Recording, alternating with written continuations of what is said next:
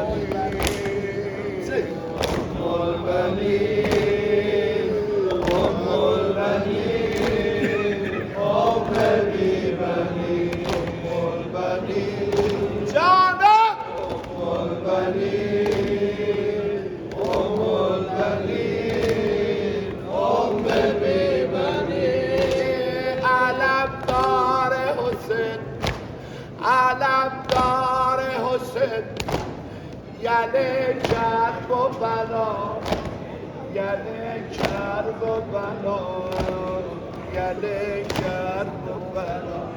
باری کرد سینه بدم شهادت بیبی الملبنین حرم پسرش عباس. سینه بدم،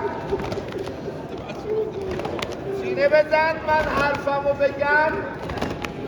بگو آقا ممنونتم، سینه زن مادرت ملبنین شدم. سینه بزن، بگو معلوم نبود بیام حرم عباس. من کجا حرم عباس؟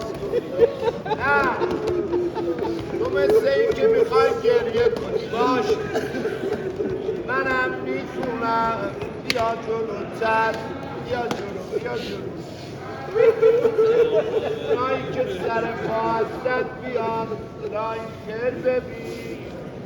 مجلس مادرم باز رو بشین بشین گرم کن.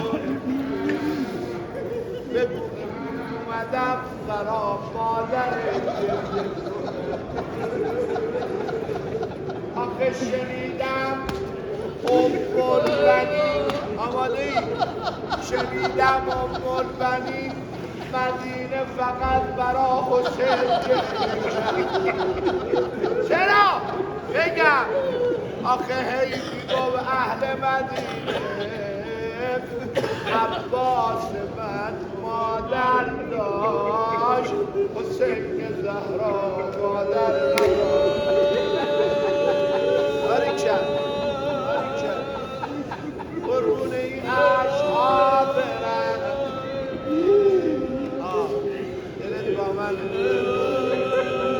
آی مردم مردم روز شهادت بیبی الملبنین. به به کجا باشی؟ کربلا. بودم الان کجا؟ حرم پسرش عباس.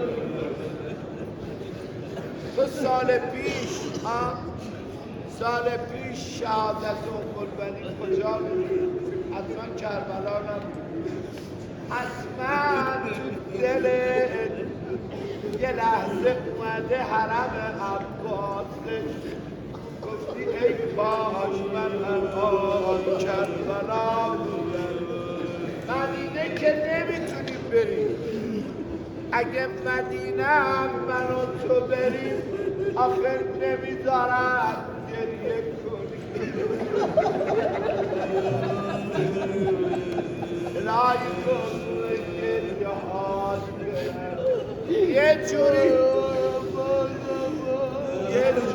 داری گریه میکنی انگار دیگه نمیخوای بیای کربلا.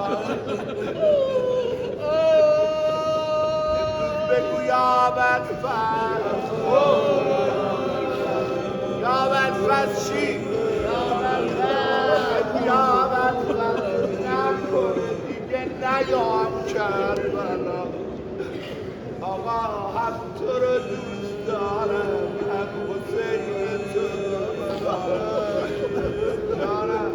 جانم بی عشقا، جانم بی گریا، اینقدر رفقا مادرش خانوم ابوالفضل هرچی علم داره هرچی بزرگی داره مدیون مادرش لذا وقتی هم وارد خونه علی میخواست بشه گفت میشه یه خواهشی کنم. گفت چیه؟ فاطمه جان، اسمش فاطمه. گفت چرا؟ چیه خواهش؟ گفت زینب بیا